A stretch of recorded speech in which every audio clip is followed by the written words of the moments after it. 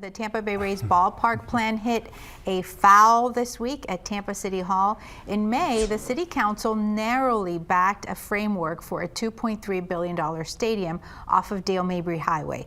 But last Thursday, it pumped the brakes, blocking a land use change and also pulling a vote on the public funding. Mayor Jane Castor first called it an attempt to kill the deal. Then, days later, she said there is no feud and that she's, quote, optimistic.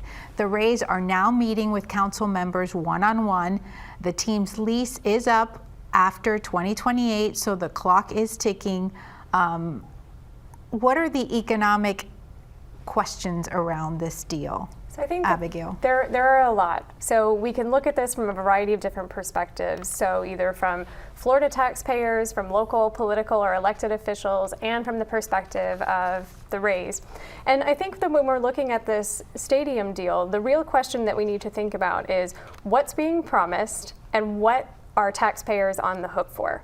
Oftentimes when we see these grand proposals related to stadiums, we find that there's the tendency to overestimate the positive economic benefits and to systematically understate the potential cost. And so I think that to the extent that our local policymakers are attempting to do due diligence in making sure that taxpayers are not supplementing a deal that comes out very well for the Rays, but maybe not so much for the local community, I think that caution is warranted. On the council, you have Bill Carlson, strongly opposed to the way the negotiations have been held. You also have Lynn Hertak. Both of them are running for mayor. And then you have, it does. And then so it seems that the CRA is the pain point, the Community Redevelopment Agency.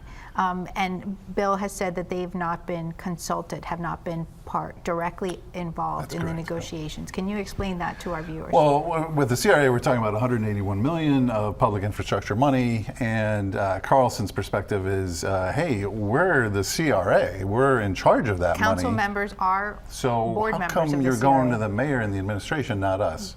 Kind of a, it's a very common thing you see with councils and strong mayors. I think the voters voted for a strong mayor and expect the mayor to handle a lot of that. But to his point, the fact that you have two council members running for mayor is going to complicate things. So what the Rays might decide to do is, screw it, let's just go to the county and negotiate tax incremental financing instead. Go around the CRA and get $100 million that way, and we can figure out the rest later. So, they might just try to avoid the election. Going to the county for another $100 million after they're already asking for.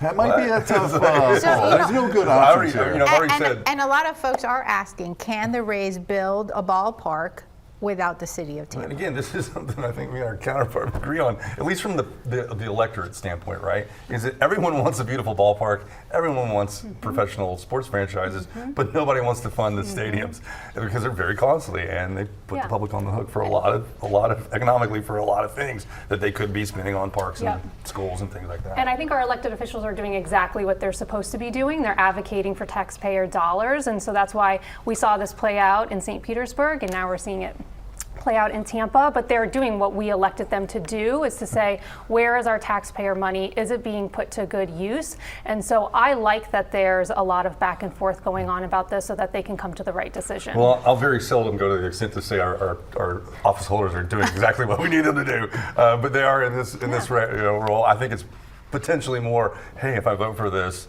these people aren't going to vote for me again. So I think that plays into the equation, of course.